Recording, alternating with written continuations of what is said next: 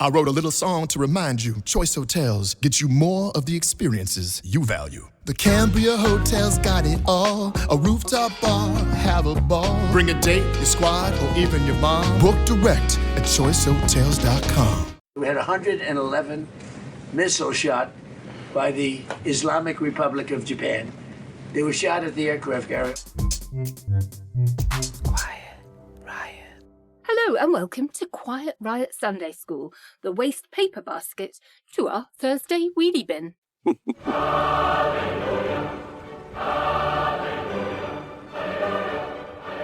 I'm Naomi. And I'm Alex. How are you, Naomi? I'm good. I've been looking at the nominations for Andy Burnham to be leader of the Labour Party. How annoying that they are one short. I know. So it's still mathematically possible, even though several people have said, they will obey convention and not nominate anyone, which does make it mathematically impossible for anyone else to enter, actually. And there were quite a lot of people that were reading too much into who hadn't yet signed out of, ministerial teams and things like that. And, is that a signal that they're going to stand down at the next election? All this stuff. I'm like, no. People are just busy and haven't got around to it. Yeah, or they started their holiday early, for God's sake. Or they're Keir Starmer. Well, Keir Starmer is one of the people who, by convention, won't nominate anyone. I was surprised to see Lucy Powell in there. Oh, right. Because she's among the names, isn't she? Well, I mean, she will be in for one of the biggest jobs, if not deputy. And no, I know, but deputy leaders don't usually nominate.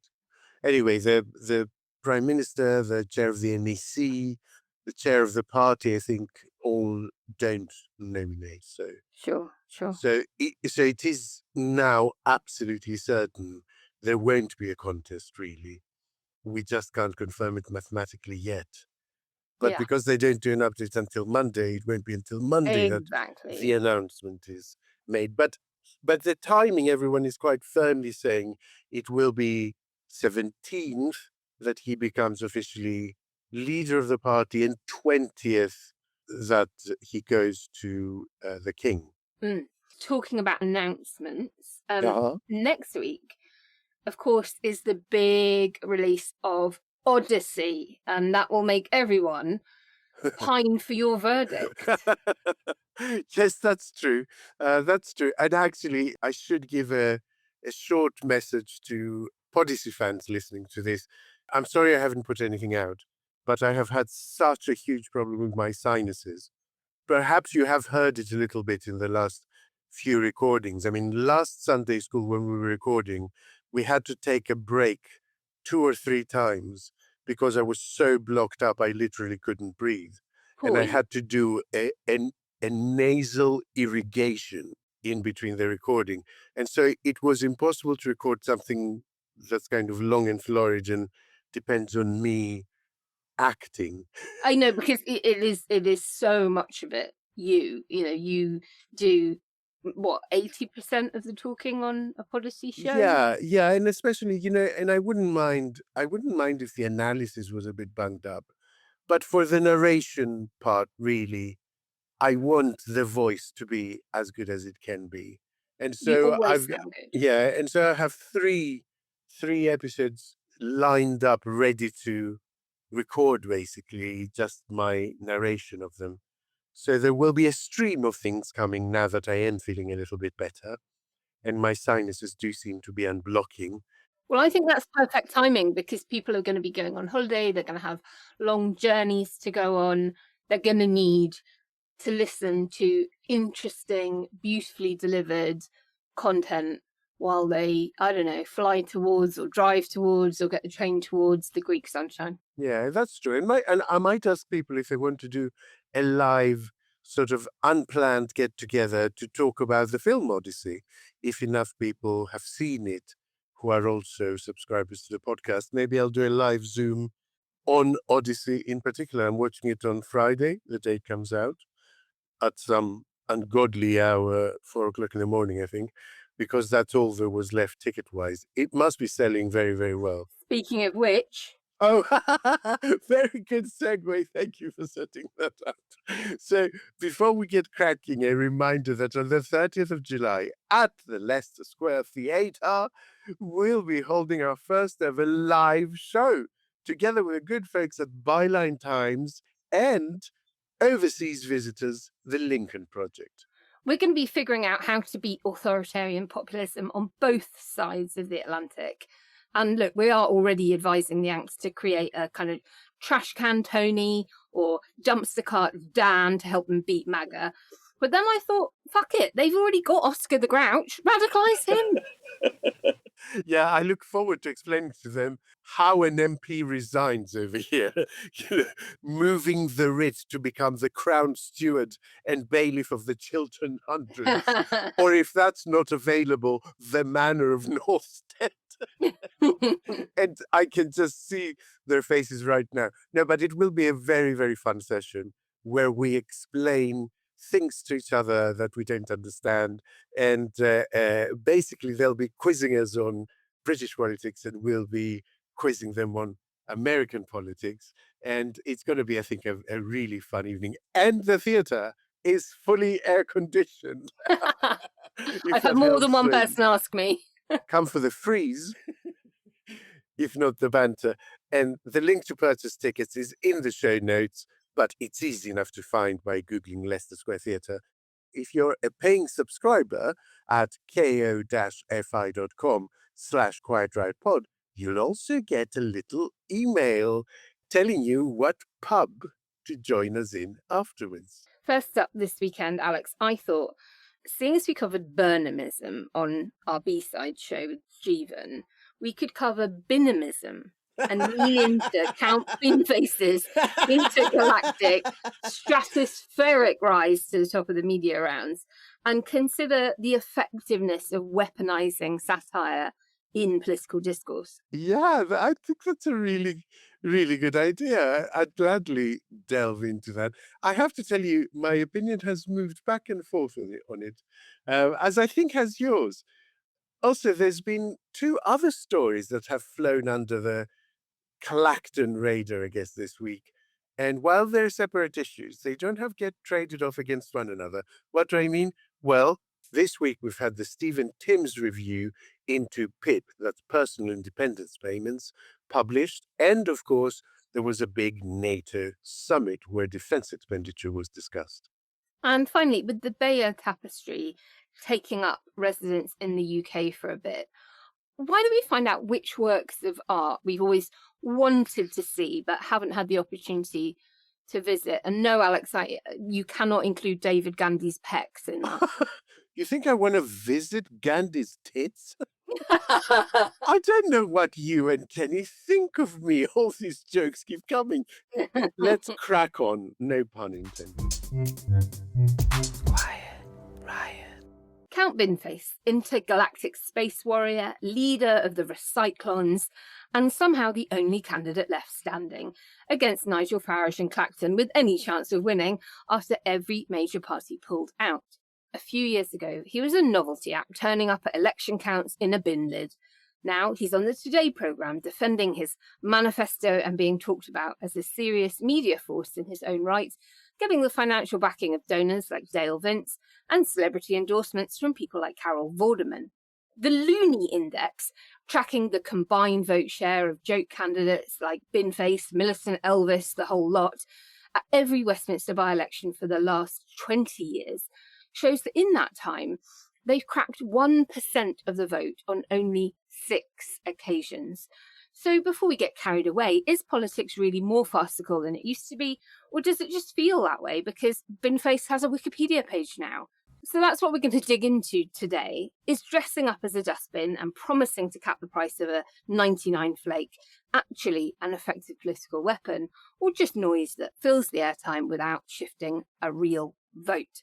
Alex, when every major party stands down in a by-election, as they have in Clacton, do you think it hands satire more power than it's earned? I mean, I think satire has always been part of politics. In the case of ancient Greece, Aristophanes' comedies very often satirized the political class in Athens. that was the whole point behind them in many ways. There is also something peculiarly British about it. So you have political satire in general, Yeah. but then there is a kind of British aspect of it that I find quite Monty Python-esque. Well, and This you have idea of the spitting costume being a image and bit, this idea of the costume being a bit sort of put together from bits amateur, and bobs, yeah. a sort of performance that doesn't take itself seriously and quite clearly does not take itself seriously. And I think actually that is particularly effective against politicians who take themselves very seriously. And journalists. Yeah, I mean, not all they of don't them. know how to handle them most of the time. That brings me to my next question, I suppose. You're a politician. You're a politician in British politics. But you are, it's fair to say, I'd say, an unsuccessful one, in that you've lost 3 elections. Fuck you, mate. I suppose that's an honest response. Why should we listen to you if you've lost 3 elections? I'll give you this. I have been unsuccessful so far on your planet numerically. I'm not a massive fan of stunts like, someone in a chicken suit following a politician everywhere, or even a good friend playing music very loudly all the time. It kind of annoys me after a while. I like it when it's new and fresh and interesting and has something to say, like the Lettuce and Liz Truss. The next time it happens, it's less funny. I think there is something in the fact that Binface is really only prominent at election time. And then, he goes away for a while. So it always feels quite fresh and interesting and novel. Whereas I suppose, yes, the Steve Bray music outside Parliament is pretty much every day that Parliament is sitting. And I think Jonathan Pye is another one. And the Rosie Holt character, that I think the push to have social media content pumped out several times a week, if not daily, means that you get a bit immune to how funny it can be, and that kind of shock and novelty factor wears off a bit, and therefore the power to puncture the political class and to do the punching up rather than punching down aspect that we on the left particularly really like about comedy.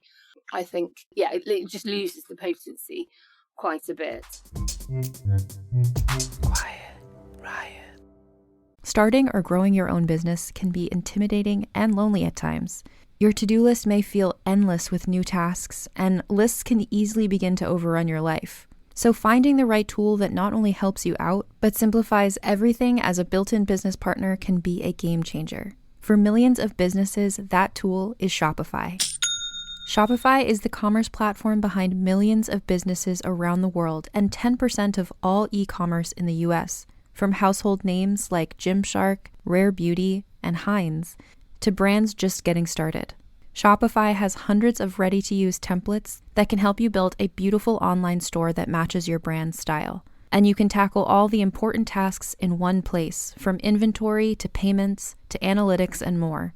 No need to save multiple websites or try to figure out what platform is hosting the tool that you need. And if people haven't heard about your brand, you can get the word out like you have a marketing team behind you, with easy-to-run email and social media campaigns to reach customers wherever they're scrolling or strolling. Start your business today with the industry's best business partner, Shopify, and start hearing. Sign up for your $1 per month trial today at shopify.com/realm. Go to shopify.com/realm. That's shopify.com/realm.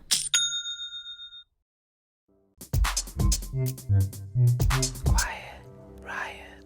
You sort of said, maybe it's quite a peculiarly British trade. Obviously, we've had Spitting Image, Bremen Bird and Fortune, Have I Got News for You? But in France, you've got Les Guignols. In Germany, you've got the Böhmermann affair.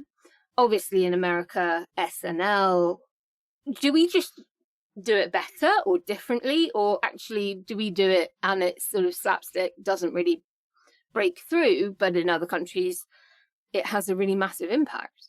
I think it's cultural, I think there are different hues to it. So yes, there are sketch shows in France and Germany and Greece, but their flavor is quite a bit different to something like Spitting Image, which was vicious. I mean, totally. In the best possible way. but vicious. It really took no prisoners, something like The Day Today, or, it was just extraordinarily unflinching at bursting people's balloons. And I think that is quite a British aspect. The irreverence and sort of chaotic nature, the anarchic quality of that kind of comedy, which I repeat is Monty Pythonesque, because I think that is the key adjective, actually. Do you know what I mean? Yeah. There is something that is openly putting two fingers up to the state that is quite refreshing in British comedy. So I love American comedy. I love Saturday Night Live. I think it can be incredibly funny. And there are other things that, the Americans do heaps better than anyone over in Europe. For instance, the opening monologue of the late night show. Oh, yeah. That is an establishment in Yeah. America. And as listeners know, I regularly watch all of them and harvest clips for this podcast, because I absolutely love them. I mean, sometimes the humor is just utterly delicious. You think, where do they come up with this stuff? I also think there's something about us embracing it on the British side. So if you're the figure of the fun in the UK, I think there is a little bit of humility that goes with it, and you laugh alongside the puppet that is mocking you, or the person doing the impression. Whereas I think occasionally elsewhere it cannot feel like that. I mean, obviously I'm thinking about Sarah Palin, and it was Tina Fey, wasn't it? Yeah, it was Tina Fey. That sent her up so brilliantly. Governor Palin, thank you for agreeing to talk with me one more time. Oh, hey, sure. Did you enjoy your week in New York City? I did, Katie, and I wasn't sure I would at first. New York is, of course, home to the liberal media elite, but Todd and the kids had a great time going to the Central Park and the FAO Schwarz and that goofy Evolution Museum. So it sounds like the trip was a success. Well, there were some funny moments. For instance, I had 15 to 20 false alarms where I thought I saw Osama bin Laden driving a taxi. On foreign policy, I want to give you one more chance to explain your claim that you have foreign policy experience based on Alaska's proximity to Russia. What did you mean by that? Well, Alaska and Russia are only separated by a narrow maritime border. You've got Alaska here, and this right here is water, and then there's Russia. So we keep an eye on them. And how do you do that exactly? Every morning when Alaskans wake up, one of the first things they do is look outside to see if there are any Russians hanging around. If there are, you gotta go up to them and ask, what are you doing here? And if they can give you a good reason, they can, then it's our responsibility to say, shoo, get back over there. I sort of can't really imagine Merkel laughing in the way that our side are forced to, even if they perhaps sort of feel desperately embarrassed about it. It's interesting. I can imagine Merkel actually laughing for some reason. Oh, really? I can imagine her having quite a privately wicked sense of humor. I can't imagine someone like Farage laughing. I can definitely not imagine someone like Robert Jenrick laughing. I can imagine Kemi Badenoch having a very forced grin on her face, knowing she's meant to embrace it. Yeah, I mean, I don't know what it is. Like I said, maybe it's something to do with the culture of writers' rooms over there that generates a different kind of comedy than a person on their own or two friends in a pub coming up with stuff, which can generate things that are really quite niche, and that occasionally, there are things in the cultural landscape in Britain that have worked, that you look at them and you think, on paper, this shouldn't work. Yeah. This shouldn't be funny. The Office being, one of those things. And then the BBC, along with the rest of the world, really, spends the next 5 years trying to come up with the next Office. But the whole point of the Office is that it did not generate out of that environment. It's generated by a couple of people in a pub kind of going tee-hee behind their hand. And so it is so niche and so individual, it forces you to tune into it rather than put something that is objectively sort of broad and funny.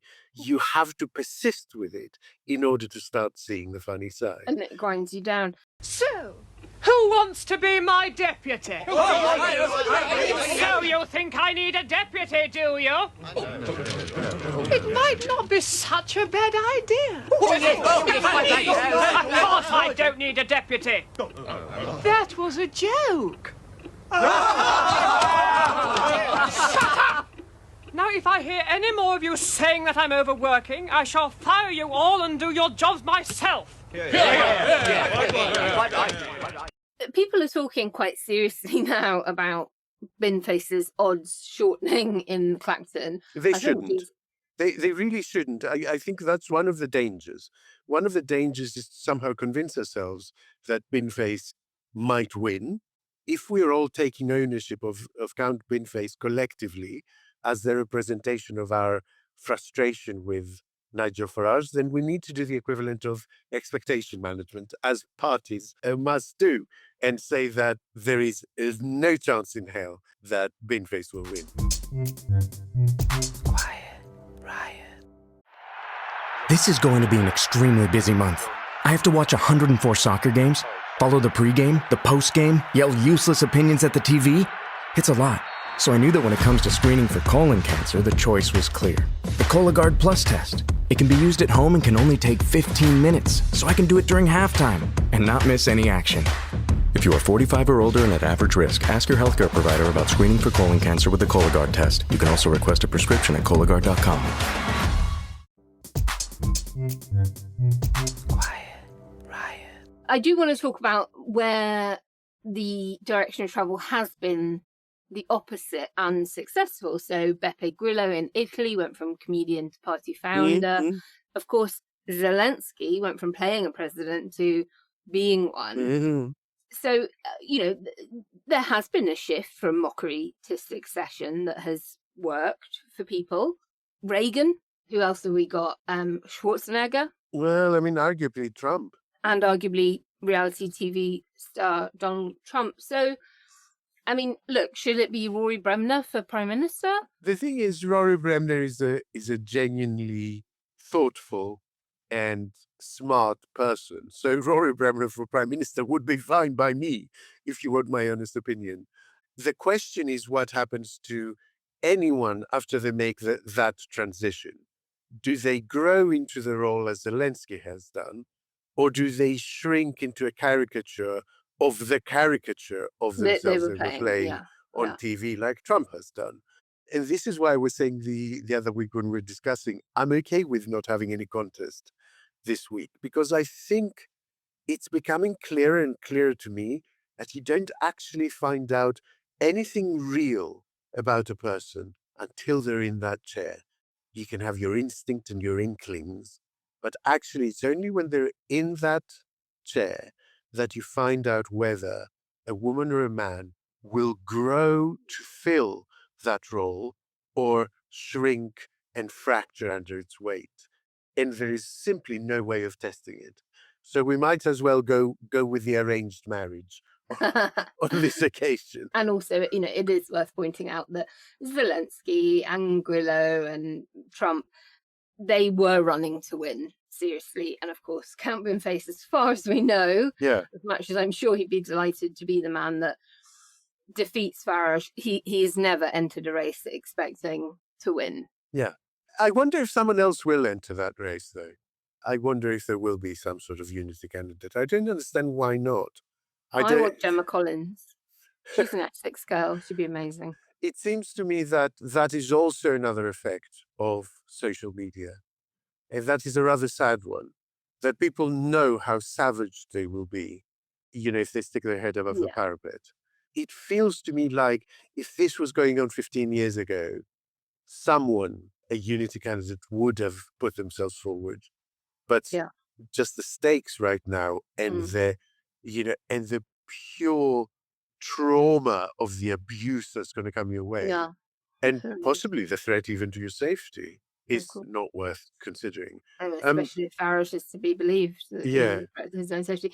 I wanted to ask you, though, I think it's to your point earlier about, look, let's not get our hopes up. But when figures like Binface run and others aren't, is the effect really to reassure people who already agree? Is it like self-soothing through humour because the situation is so abominable that Farage has created, and the rise of reform and far-right politics in the UK for progressives is so demoralising and disheartening that we kind of self-soothe with a bit of fun and maybe pin far too much onto it as a consequence?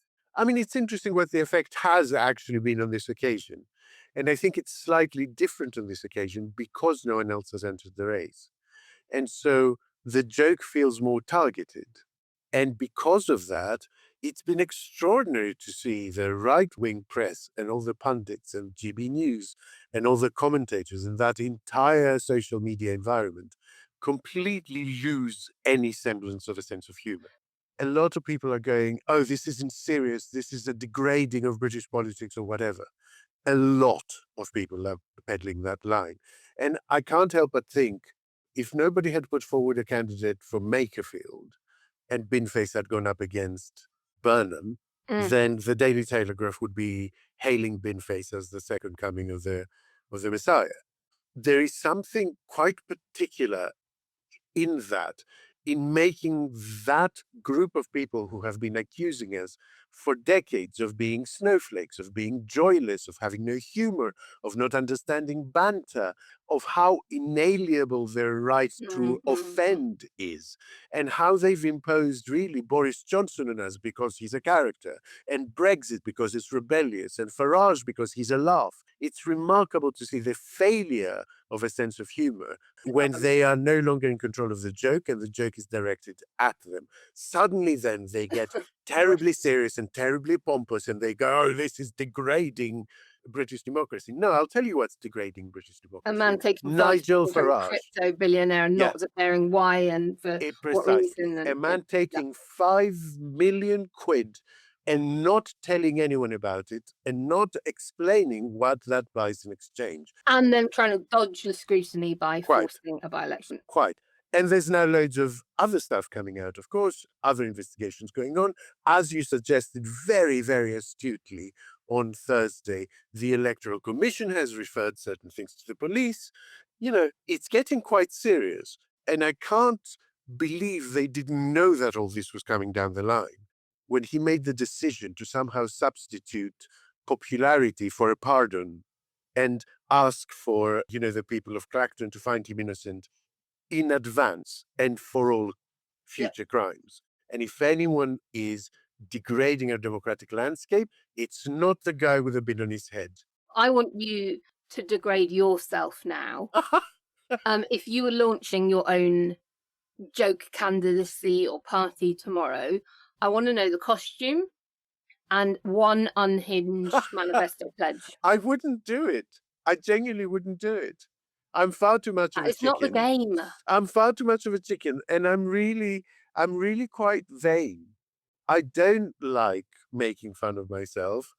I think because I work in a theatrical capacity, for me, somehow fudging that line between what is a performance on stage and what is real life feels like everything in me totally rebels. But obviously the character behind Binface is also a theatrical figure. You know. I know, and yet I couldn't do that. Like, I have an issue putting on a costume for a Halloween party. Guys, he came to one of my fancy dress parties. I know, and you should consider it a huge compliment because I feel eggy and uncomfortable and awkward the entire time. What did I go? I came dressed as carbs, didn't I? Carbohydrates, yeah. Yes. Yeah. Yes, I had a croissant hat. And 2 pizza slices for your slippers. That's true. Yes, that's true. That's fantastic. I've Hey, got what about you? photographs.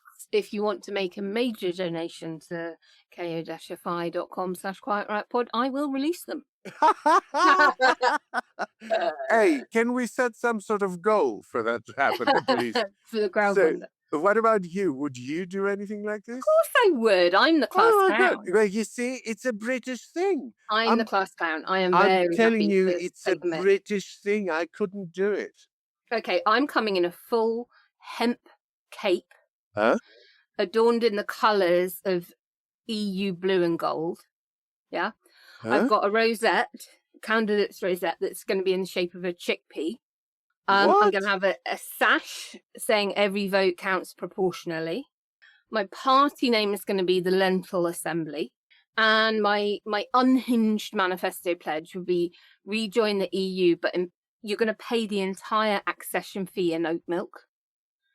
We're going to switch every Westminster seat to a single transferable vote, but we're going to decide it by a coin toss using a coin that we're going to make from compressed vegan leather, because I want to reform democracy without hurting one single animal. Wow. So I'm a pro-EU, pro-veganism, pro-electoral reform candidate. This is remarkably detailed And revealing. and quite terrifying, to be honest. It's not as catchy as Count Binface, though, is it? I've got to think of a catchy name. Yes, to you do have accompany to my think of a character. catching name. Well, listeners, if you can think of one, send it in. quietriotpod@gmail.com.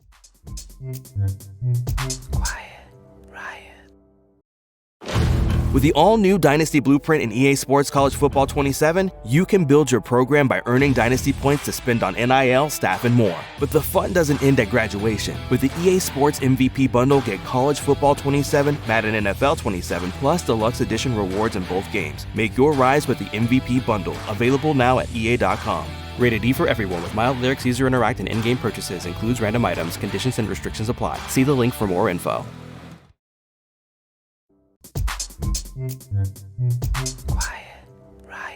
Next, there are two stories that both got buried under Clacton this week, but they pull on the same thread, even though few in government will officially link them. Thursday brought us their interim TIMS review into PIP, the Personal Independence Payment, the first proper look at the benefit since 2013, and it said flatly that the system is not fit for purpose, dehumanizing for the people going through assessment, and now supporting more than 4 million claimants, roughly double what it was in 2019. In the very same week, NATO leaders were in Ankara, locking in a march to 5% of GDP on defense spending by 2035, while the ceasefire with Iran was collapsing in real time, and Trump was promising Zelensky the right to build his own Patriot missiles because Russia keeps flattening Kiev faster than the West can resupply. A little birdie told me this about the fact that we'll give them the right to make Patriots. We'll show them how to do it. It's very complex, actually, but it's you'll figure out the complexity quickly. We're going to give a license to you to make Patriots. That's pretty cool, right? Larry. This way you can't complain that we're not giving them enough. I say, make them yourself.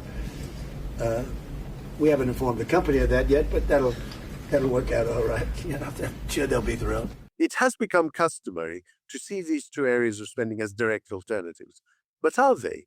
Is protecting your citizens from external enemies somehow a higher priority than protecting them from the ravages of ill health? Or is this hierarchy simply based on the preposterous idea that external threats are real while disability is habitually exaggerated for gain?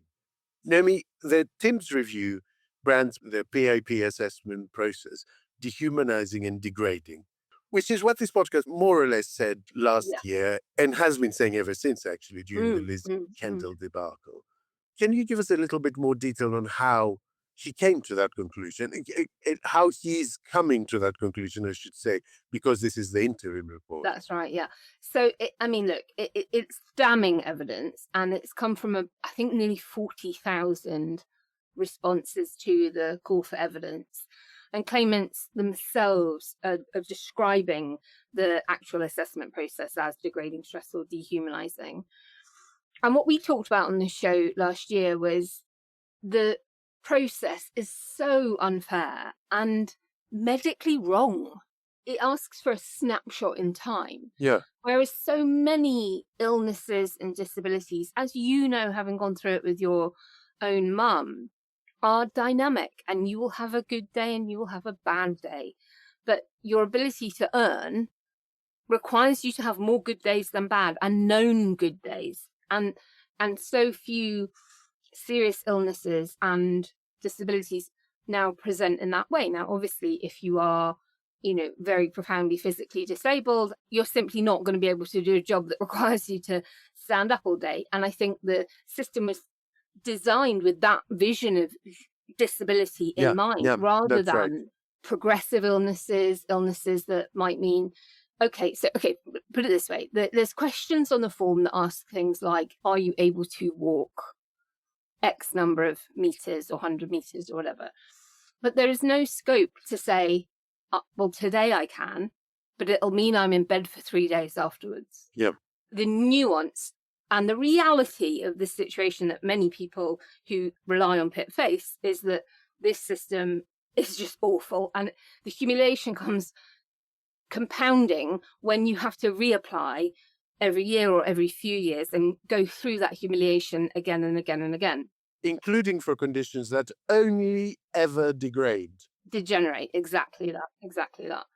I'm very, very glad he's done it. I think it's long overdue. And I'm also reminded about what you said last year, Alex. Any meaningful and serious review of the benefits system is probably going to cost you money in the short term. It's not a way to slash figures off the balance sheet of the government. That's absolutely true. And the remit of this report was not to make funding proposals. It's about the process of how people apply and things like that. But nor was it allowed to make a recommendation that would cost money. So, look, I think that you've got a properly redesigned system that would cost real money. The Treasury obviously don't want to commit to anything like that when you've got a defence spending surge having to happen. And I think kicking the actual decisions into the autumn lets Stephen Timms look thorough while conveniently landing the money side of things after the NATO dust is settled and the budget numbers get a bit more firmed up. The other thing is, I think that it's not really designed to look at how things stack up and how multiple conditions can interact. You might have a serious mental health problem and a medication might then have an impact on your physical energy. Of course. And the point is that mild depression may not be something that signs you off work for a period of time. And I don't know, restless leg syndrome might not be something that signs you off work for a long time. But the two together, given that one causes chronic pain and insomnia and makes the other thing worse, they are a different proposition. The assessment process just can't do that. It's not equipped to do that. It sort of forces people to game the system in order to get the things that they need from it, and then complains that the system is being gamed. It makes you be dishonest to it in order to get what you need from it. And then everyone goes, well, people are being dishonest about it. But it becomes a self-fulfilling prophecy because it's baked in at the design stage to fail. Alex, speaking of money then, NATO's Ankara summit locked in that march to 5% of GDP by 2035. Allies already boasting they've hit 4% already. Is that scale of spend actually going to buy real capability, or are we looking at theatre to keep Trump on side? I mean, given that experts are saying hardware gains are a very long way away still. It is quite interesting, I think, in several ways. The first is that we don't really talk enough about how ludicrous it is to talk about a budget in terms of percentage of GDP. Yeah, that's true. It is ludicrous. Yeah. If the British economy were to shrink or suddenly massively expand, that should not affect how much money you need to protect Britain. If the economy massively expands, you don't suddenly need loads of extra billions to protect the country. And if the economy were to shrink, you would need a lot less than now in order to protect the country. So I find the expression of the spend as a percentage of GDP utterly arbitrary. We need to start talking about it in terms of actual numbers. Billions of dollars. Yeah. The second thing that sort of leads into is that by forcing, I think, countries to go with this much higher percentage, I think Trump has made a strategic error. Just one? No, this one, because actually, if you make a country spend 2 or 3% on defense, and they consider you a reliable ally, they might reach an equilibrium. Well, basically, they're handing it over to your arms industry. If you force them to suddenly double it, and you show yourself to be an unreliable ally, then what happens is what we're now seeing, a lot of countries saying, I can commit that kind of money, but only if the industry is in my own country. I can commit that kind of money, but only if it's creating jobs and GDP in my country. And so I think Trump has made a horrific strategic error here. I think he's forcing Europe to disengage from the American arms industry. And I think the American arms industry is certainly beginning to realize this. And so they're not pushing as hard as they were pushing a year ago. Do you sense that? That the push is not quite as brutal as it was this time last year? No, and also the demand domestically for good jobs, good growth, investment, onshoring has increased across EU member states, not just here in the UK. Yeah. And at the same time, we've got Ukraine becoming a world leader in drone and anti-drone technology. You know, if I wanted to protect myself from drone attack, I ain't going to the Americans first now. I'm going to the Ukrainians because they've got the experience, they've got the kit, they've got the know-how. Yeah, you might at the moment, because Ukraine is fighting a war. The second that war is over, the second that confrontation is over, suddenly Ukraine finds itself with a massive amount of manufacturing capacity. And all of Europe will go, here's a few billion, make us safe. Yep. And America will be locked outside that deal. And I think it's only now beginning to dawn on them what a stupid thing he did strategically by overplaying his hand, essentially. And that is the thing we are seeing across everything we're talking about. Anything you care to name, right? Iran, Israel, any area of domestic policy, everywhere you care to look, you are seeing Trump overplaying his hand and actually that backfiring. Delivering, yeah. He has, of course, promised Zelensky the right to manufacture Patriot missiles on Ukrainian soil. And this is happening, as you said earlier, about at the time of Iran's ceasefire falling apart, fresh US strikes. So does the West actually have the industrial capacity to arm two live fronts at once? Iran and Ukraine, Russia? Or is Ukraine about to learn that a promise made at a podium at a summit by a madman about a missile that actually intercepts something are two very different things? You know, a promise made by a madman on a podium is worth nothing. But I can guarantee you that what will have happened right after that meeting is that at a lower level, the Ukrainians will have been liaising straight away with the Pentagon and getting this thing on track. You can guarantee this thing is being taken forward behind the scenes the moment he announced it. That's one separate issue. The other issue is, can we keep two live fronts supplied at once? In the short term, I guess anything is possible. Long term, it's probably not sustainable. But what I would say is that I don't think Iran at the moment is a completely real front. There was a really concentrated burst of violence that seemed to stop completely after one particular point in time. No one is escalating at the moment.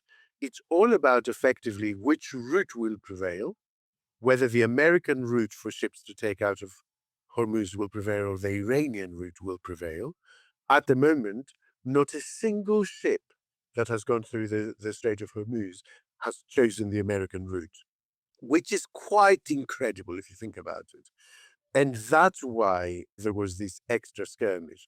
Look, I'm not a security analyst, but markets are very shrewd at reading stuff like that. And looking at market reaction and looking at the crude oil price, it kind of went up a bit and then went, we don't think this is a real return to violence. They may be wrong. It's entirely possible that markets have got this one wrong, but their guess is a lot more educated than mine because it reflects effectively the collective decision of very experienced security analysts making these decisions for big investment funds and big hedge funds and big pension funds. And so what they're saying is, we think this is just a little skirmish. Quiet, Riot. Chaperoned from a secret location in France, the Bayeux Tapestry arrived at the British Museum loading bay under huge police protection. It returned to England for the first time in a sliver under 1,000 years. There have been many battles in Britain's history, but we don't know what happened in most of them. The Battle of Hastings is different. We've got an accurate visual record of the whole thing, thanks to a quick-thinking bystander who took a tapestry of it. The Baywatch Tapestry captures the full force of the battle. It's just like being there, but in wool. Here's the Norman archers, steaming in on their blue horses. Here's a sort of stick fight bit, some chopped up people down here. His head's off. He'll be furious about that. As you can see, Harold won when he triumphantly caught an arrow in his eye. Sadly, it wasn't enough, and he died soon after. No one knows why. I wonder if the original embroiderers, as they worked on this series of scenes of the Norman conquest and the end of the Anglo-Saxon era, could have possibly fathomed that their work would spawn thousands of memes in the age of the internet. It is certainly a moment, and not one free of controversy. A petition in France seeking to stop the tapestry's loan for fear of damage called the exchange a cultural crime. So I thought it might be fun to ask, what iconic artifacts or works of art have we always wanted to see in the flesh? Well, before all of that, Alex, as a Greek man, would you have advised the French not to trust the UK with a precious ancient artifact? You think they might never give it back? The problem with the Parthenon marbles, which I assume you were referring to, is that they were really stolen by a private individual, and then its purchase forged by that private individual, and then its sale made legal by a parliament that was looking the other way from that private individual's illegality. The British Museum, I don't think it would behave in that way ever again at all. I am pretty sure that they will have struck a contract that is pretty bulletproof on the French side in terms of it being returned. So I don't think they have anything to worry about in this, more than anything, because really all museums nowadays, they depend on loans in order to put on special exhibitions and in order to sort of motivate footfall of new people to their museum or their gallery. And so loans are a great thing. And I don't think the British Museum would do anything to jeopardize that. Going back to the original question, what is your ultimate sort of exhibit goal? Well, there's a sculpture that I'd love to see. It's called the Love Sculpture. It's commonly known as Il Dito in Italian, the finger, and it's in Milan. It was sculpted by an Italian artist called Maurizio Castellan, I think. And it sits right outside the Italian Stock Exchange. And the name Love is actually an acronym of sorry, Italians, I speak Spanish, not Italian. Libertà, odio, vendetta, eternità. Freedom, hatred, revenge, and eternity. It was made in 2010. And it's either, and it hasn't been formally decided the interpretation, but it's either an objection to fascism and religious fanaticism, or it was designed as a protest against financial institutions after the financial crisis, and that's why it sits outside the Italian Stock Exchange. What is it? It is a giant middle finger. Oh, I remember it now that you say it. So it's wonderful, and the people of Milan wanted it there, and they wanted to have a permanent finger up to the bankers and the traders and all of the people that have caused many of the ills we find ourselves in.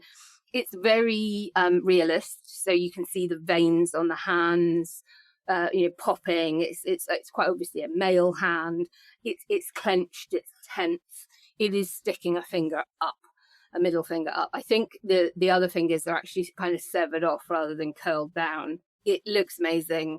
And whether it is a critique of religious fanaticism and fascism, or sticking a finger up at a capitalist structure that failed us all, I'm very, very there for that. So I've not been to Milan for about 20 years. I've been to Italy, but not up to Milan for a long time. And I would love to spend a bit of time marveling at the love finger. You said everything perfectly correctly, by the way, except eternità. With Italian, generally just go for the last syllable for the stress. Eternità. You will very rarely be wrong. Libertà, odio, vendetta. Yeah. Eternità. Eternità, Right. That's it. You sound very Italian. There is loads that I would love to see. And lots of them are quite site-specific things. Because I guess in the past, when I have traveled and gone to galleries and seen works of art, they can sometimes be underwhelming. Go on. Give me an example. What's disappointed you? Well, I mean, the classic example is the Mona Lisa. It's not because of the work of art itself. It's that when something is very famous, it's very crowded. There's loads of people. There's usually a system that you can only spend X time with it. You're seeing it out of context. So it's never as satisfying an experience as seeing something on site, the pyramids in the actual Valley of the Kings. That is an extraordinary experience. The snake that's made by the sun rising descends down the pyramid in incredible. Chichen Itza. It really is as close to a religious experience as an atheist can come. Yeah. And so I tend to prioritize those. And when you asked me the question, I'm still in two minds between Petra, which is the incredible city that is carved into the mountain in modern day Jordan. Yes, you're right. And the Moai statues, the Easter Island, the monolithic human figures in I'll take Easter longer to Island. get to. I know, but they are so completely fascinating to me. Yeah. Sometimes also places call to you. Yeah. And other places don't. Just don't, America has never called to me. Las Vegas has never called to me. But you go for a fee. It just hasn't that appeal. Well, there are places that genuinely call to me. Yeah. That that make me think this needs to be on the list. Yeah. I mean, the Far East really called to me as a teenager. I did. Which is why you studied Chinese. GCSE, and then I did Chinese at university, and I spent time out there. And the Forbidden City and the Terracotta Warriors at Xi'an, blew me away. And I had a very, very strong calling to go and see China. My big disappointment, though, the Great Wall. And I didn't expect that. I thought, my God, I'm going to go and... I think it's probably better if you do see it from space. But when you're walking the Great Wall of China, especially the very touristy bits that you are allowed to, pace up and down, it was hot, extremely hot when I went. I think it was in August. And just the wall. And, some crumbly old steps, really.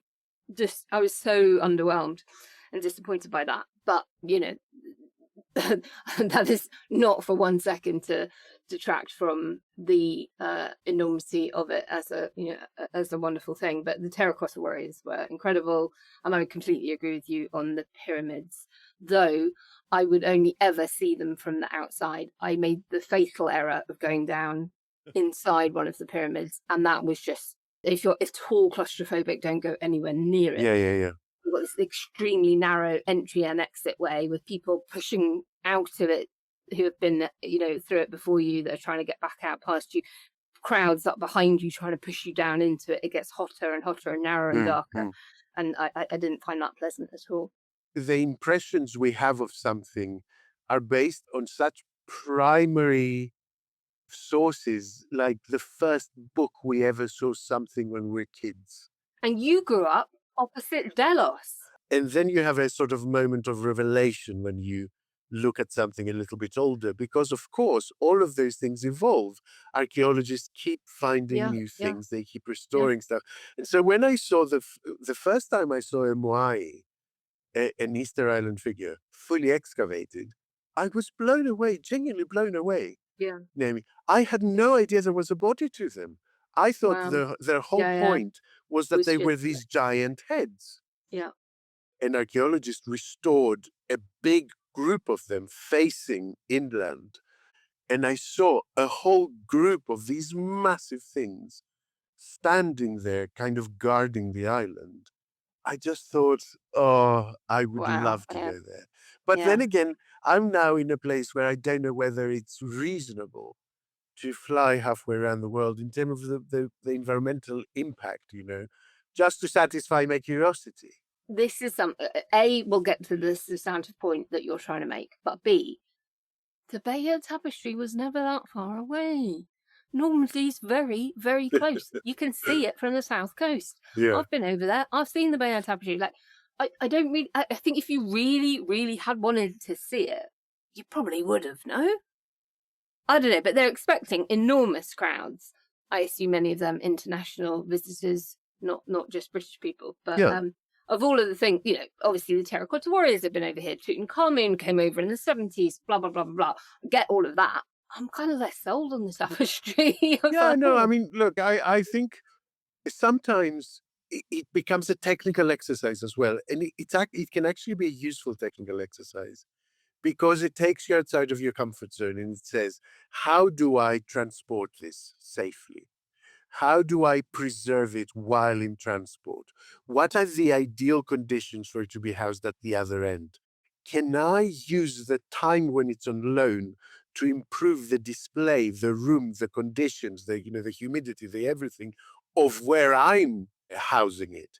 And so there can be complex reasons behind a loan like this. Sure, it will draw big crowds, but I think it will have also taught those teams a massive amount of stuff about how to shield things or to suspend it really without putting any weight on it, to improve the environment for when it comes back. And, sometimes these things are in a museum room for decades and decades and decades, and you need to do things to that museum room, and you can't with the thing there. You can't move it, So I'm sure the museum where it's normally housed is hot at work at the moment. Maybe. I mean, we sent some stuff over as well. It's a reciprocal deal, isn't it? I think they've got something from all 4 nations of the UK, like the Sutton Hoo treasures. I think the Lewis chess pieces, I think, have gone over. Maybe they're in a different room to where the Bayeux Tapestry was, so they can give it a lick of paint. And it's also, there's also something special about the thing going back to where it came from. Of course, yeah. British Museum. You're right. I don't know that anyone's done a study of the carbon footprint of insert Mona Lisa, terracotta warriors, whatever. How much tourism is because of them, and therefore the climate impact. And yes, I think your initial question was the right one to be asking. If we're all trying to travel less, surely far better for one piece of art to come to us than hundreds of thousands of us to go to it. Yeah, exactly. I mean, it's slightly different, I guess, in that you go to Paris not just to see the Mona Lisa. Well, if I went to Easter Island, it would be mainly to see those sculptures, and that's why in my head I'm finding it a little bit harder to justify. But who knows? Travel is also improving in environmental ways all the time, and so maybe we will live through an age where you can teleport from HB and just see the thing. That would be nice. My first teleport to Easter Island. Quiet, Riot. And that is it for another week, our darling friends. Please don't forget to book your tickets for the live show on the 30th of July in London. And if you can't support us in the flesh, log on to ko-fi.com/quietriotpod to help us pay the electric. We will be back next week trying to make sense of the changing political landscape with even more insight and policy wonkery. So until then, have a wonderful rest of your Sunday and keep on quietly rioting. We love you lots. Bye. Bye. Quiet, Riot. Quiet Riot is an audio production from Cooler Heads, written and produced by Andreou, Naomi Smith, and Kenny Campbell. Music by Mariana Sangeeta, artwork by Simona Ganellu, and edited by me, Alex Reese. Quiet, Riot. We're going to switch every Westminster seat to a single transferable vote, but instead of voting, we'll decide it by coin cost. What?